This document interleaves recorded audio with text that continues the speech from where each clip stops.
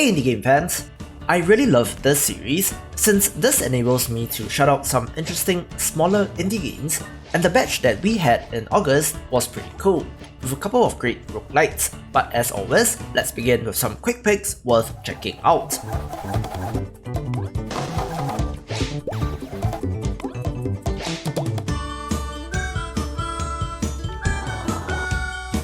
Whipseey and the Lost Atlas, as mentioned previously, is an adorable platformer that stars this little pink blob of cream, which is so cute. Everything from the color scheme, enemies, and even the levels themselves just screams cute, but all in all, this is a rather straightforward platformer. The damage is plain to see. The princes tear apart the kingdom, while King Telos, he remains silent. Decay of Logos is a Souls-like action game where you explore this open world, seeking revenge against the forces that burned down your village. You have an elk companion along the way, which is pretty neat, but there certainly are some issues. For one, the story isn't set up all that well, and you are thrown straight into the mix of things, and the combat itself has problems to say the least.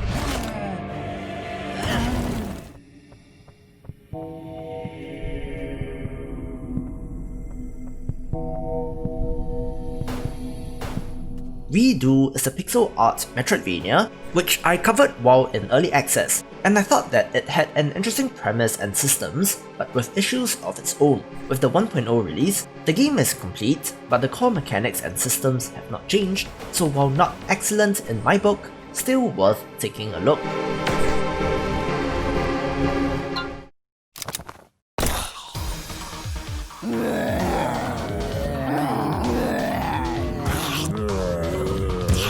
Wanna Survive is a zombie-themed, turn-based tactics game where you kill zombies, scavenge for food, and rescue survivors. While this setup is very old by now, the clean pixel art really works, the core tactics combat is great, and there are interesting side objectives that develop on the fly during the missions, which are quite challenging and fun. Very cool, small game.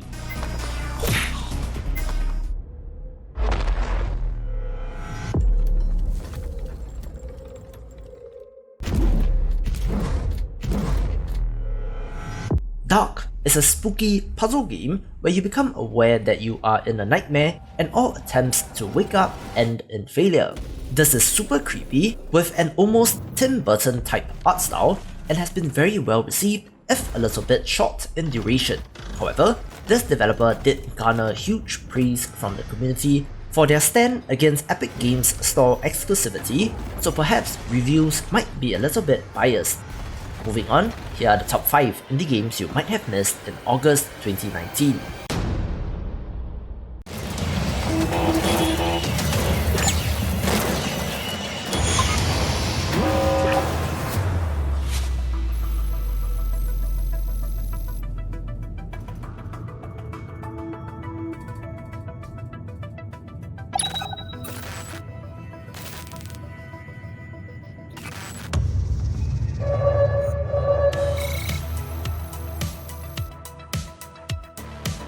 Shortest Trip to Earth is rather obviously building upon the foundation of FTL Faster Than Light, since this is a roguelite spaceship simulator which has you managing crew, ship modules, cargo, and so on as you traverse your way through the solar system, encountering random events on the way.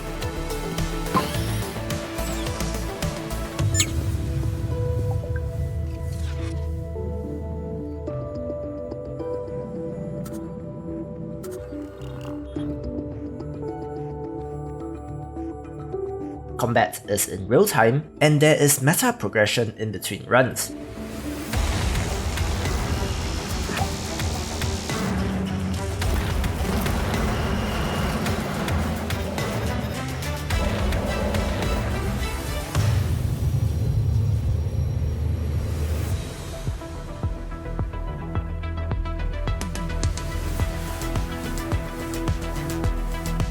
Be warned though that the game is quite dense with a ton of systems, so plenty of meat if you choose to chew on this, but it does take a little while to get into the game.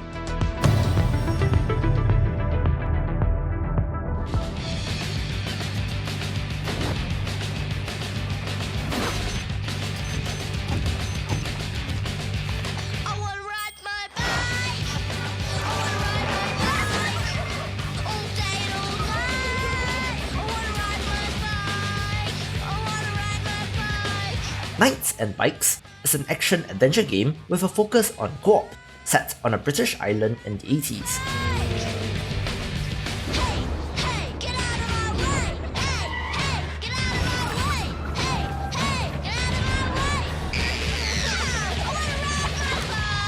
Play as two young girls explore this island seeking out a legendary hidden treasure in this adventure that blurs the lines between fantasy and reality.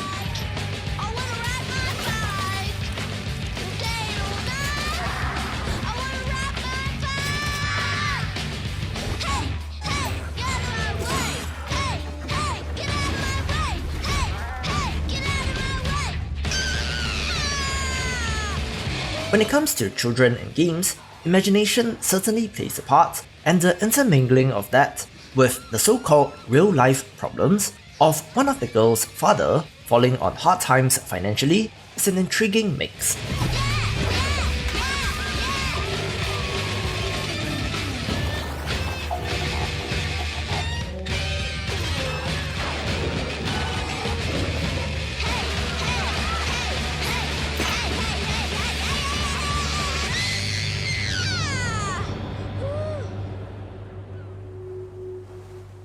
Love the art style, and I certainly see how this is best in co-op.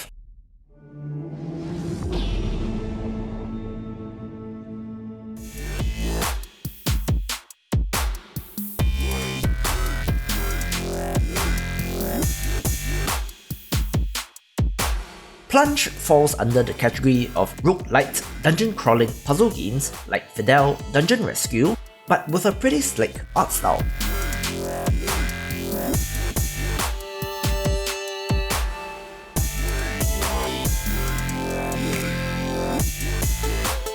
Your movement follows the sliding ice physics puzzle games, but the variety of characters and boss fights seems to be the main draw.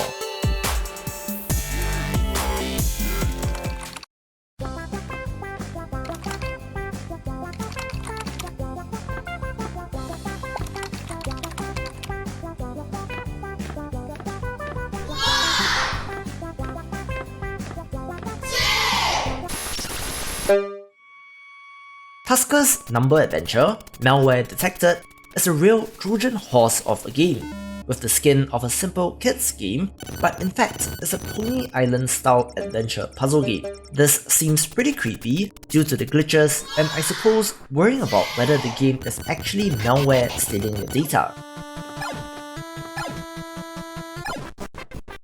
The puzzles are clever and requires just a little bit of thinking, which kept me interested, and as with these games, it's pretty cool to see the sheer weirdness that is possible in this framework. Don't trust Mama Wolf.